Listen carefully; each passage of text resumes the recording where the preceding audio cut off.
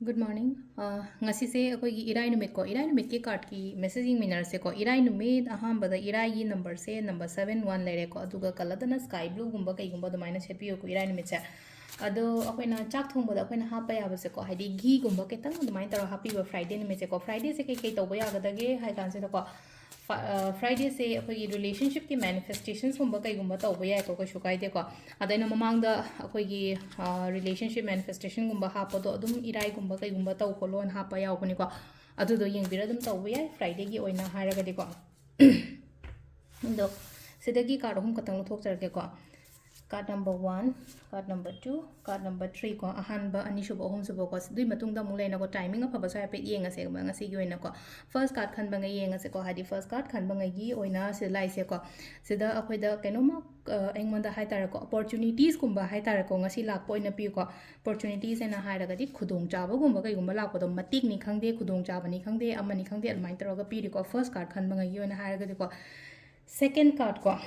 second card से वखन दी कितंग नुंगाई रोय को अदु तारगा सो नुंगाई ट्रगा सो दुम तपना तपना हाय तारा को दुम फगलकनी बसुम लेना को हादि फरक पा नत्रगा हादि हकचांग नुंगाई ते काय खलसे बेउते को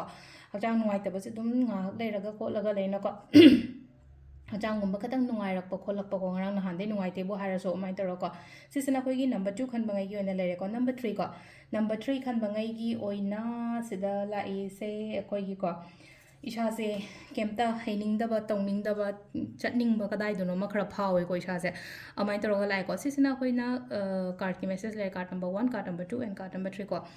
नेगेटिव कार्ड्स ने दे हाइबे यारो को ले मैम से अहमद खुदोंग चाबा लाइ अनि सुबदा खतंग हीलिंग गुंबा लाक खोप लाइ अहुम सुबदा से लेनो इना चटनिंग को खोनिंग को तौर लाइ से चत्तब सिदा लेनो को हादि थादो ओगे नत्र गिव अप गुंबा कई गुंबा है तर तल्लेदा तो ओगेदा काइना दुमाइना खनबिगनो बसिगे पोचे को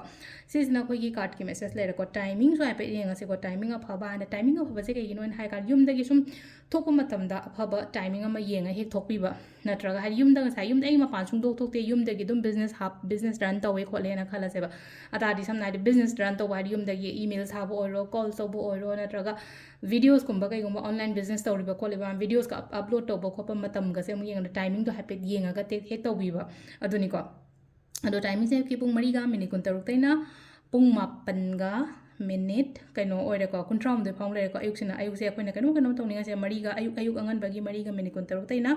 मापनगा मिनिट कुंट्राम दे फाउंग लेरेको अदुगा अदगे अयुक अयुक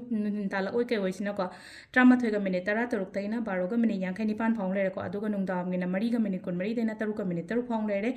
नुंगदांगिना 9गा मिनिट 94 देना 8गा मिनिट 59 फाउंग लेरेको अदुगा अथेंगबागिना 13गा मिनिट 13 तैना नोंगालमदागी 3गा minute 9 फाउंग लेरेको सिसिना अखोइगी ngasi gi oina afaba timing ko adu se lere ko daily card message से मैम थैंक यू